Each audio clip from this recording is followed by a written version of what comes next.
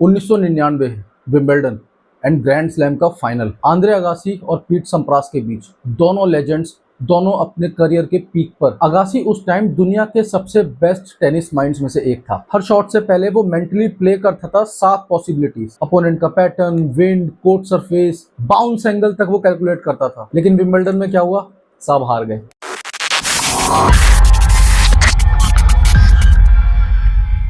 बाद में अगासी ने अपनी ऑटोबायोग्राफी ओपन में लिखा, I think too much on the court and I know it, I have always known it. उसने ओपनली एक्नॉलेज किया कि उसका सबसे बड़ा अपोनेंट कोर्ट के उस तरफ नहीं था, उसके दिमाग में था। अब ये वो बंदा है जिसने 8 ग्रैंड स्लैम जीते हैं, करियर गोल्डन स्लैम अचीव किया है, और उसने खुद बोला कि ज्यादा सोचना मेरी सबसे बड़ी प्रॉब्लम थी। अब तुम खुद सोचो कि दुनिया का सबसे इंटेलिजेंट टेनिस प्लेयर अगर उसका माइंड उसके अगेंस्ट प्ले करता है तो तुम्हारा हमारा दिमाग कैसे काम करता होगा। आज का एपिसोड इसी के बारे में। जो ओवर थिंकिंग है वो कोई इंटेलिजेंस का साइन नहीं है, वो एक ट्रैप है, और साइंस बताती है एग्जैक्टली कैसे और क्यों, और आज हम वो डिकोड करेंगे। सो ब्रेन में क्या होता है जब हम ओवर थिंकिंग करते हैं? कुछ तो हो रहा होगा ना यहाँ पे। यूनिवर्सिटी ऑफ मिशिगन की साइकोलॉजिस्ट सुजैन नोलन, जिसने डेकेड्स तक इस फील्ड में रिसर्च करी है, उसने एक टर्म दिया, रूमिनेशन। ब्रेन एक प्रॉब्लम के अराउंड लूप में घूमता रहता है बिना किसी एग्जिट के। लेकिन ये जो लूप होता है ना, ये कोई रैंडम लूप नहीं होता। ब्रेन ये लूप इसलिए बनाता है क्योंकि वो अनसर्टेनिटी से डरता है, और ओवर थिंकिंग करके सोच सोच के हम एक इल्यूजन क्रिएट कर लेते हैं कि हम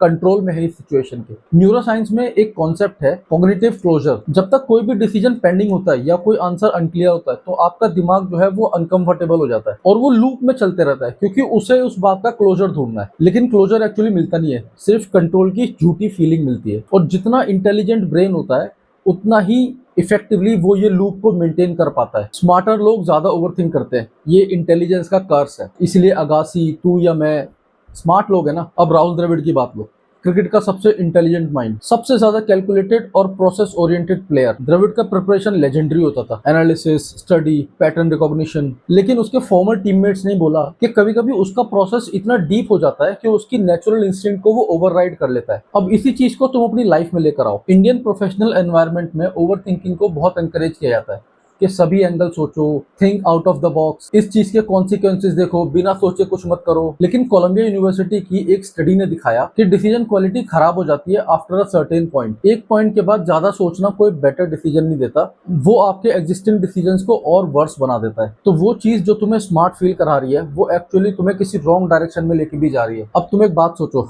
तुम कभी भी ओवर थिंक नहीं करते कि नेटफ्लिक्स पर कौन सा शो देखना है, या लंच में क्या खाना है, या कौन सा मीम अपने फ्रेंड्स को फॉरवर्ड करना है। वो तो हम झट से फॉरवर्ड कर देते हैं। सो इंसान उन्हीं चीजों के बारे में ओवर थिंकिंग करता है जो उसके लिए एग्जैक्टली मैटर करती है, जैसे कि जॉब चेंज, जैसे कि डिफिकल्ट कॉन्वर्सेशंस, कोई नया काम शुरू करना, या कोई इंपॉर्टेंट डिसीजन। इसको बोलते हैं पैराडॉक्स ऑफ चॉइस। जितने ज्यादा ऑप्शंस उतनी ज्यादा एंजाइटी, ब्रेन ओवरवेल्म हो जाता है, और ओवर थिंकिंग वो उस एंजाइटी को मैनेज करने के लिए लूप फॉर्म कर लेती है। अब ओवर थिंकिंग तुम्हारी ग्रोथ भी रोक रही होती है, क्योंकि जो भी इंसान ओवर थिंकिंग कर रहा होता है ना, वो इस बात से डर रहा होता है कि मैं कोई गलत डिसीजन ना ले लूं, या मेरे साथ कोई गलत ना हो जाए। अगर तुम सोचते रहोगे तो तुम डिसाइड नहीं करोगे, अगर डिसाइड नहीं करोगे तो फेल नहीं हो सकते, अगर फेल नहीं होगे तो लोग कुछ नहीं बोलेंगे। अगासी भी यही कर रहा था, 7 पॉसिबिलिटी सोचता था, क्योंकि एक रॉन्ग शॉट का मतलब होता पूरी दुनिया के सामने गलत साबित हो जाना, और उसे बर्दाश्त नहीं था। वो ये लूप तुम्हारा एनिमी नहीं है, ये तुम्हारा प्रोटेक्टर है, लेकिन अब वो तुम्हारा जेलर बन गया है। अब मैं जानता हूँ तुम ये सोच रहे होगे कि यार अब मैं क्या करूँ। और देखो, ये अगेन ये वो चैनल नहीं है जो तुमको 5 टिप्स देगा टू अवॉइड ओवरथिंकिंग।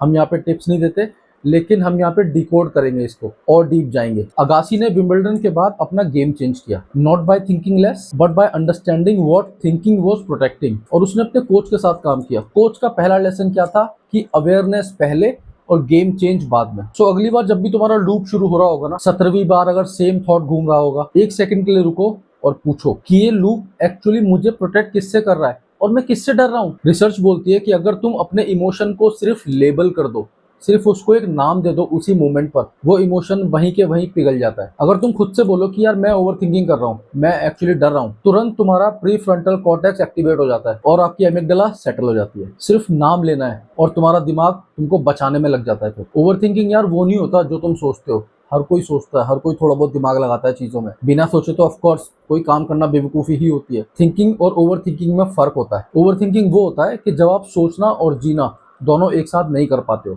आज था ब्रेन टैप सीरीज का दूसरा एपिसोड। अगला एपिसोड है द इम्पोस्टर इनसाइड। बहुत इंटरेस्टिंग टॉपिक होने वाला है। क्यों जो बंदा जितना कॉम्पिटेंट होता रहता है वो अपने आप को उतना ही फ्रॉड समझने लगता है। तब तक ऑब्जर्व करो और डिकोड करते रहो।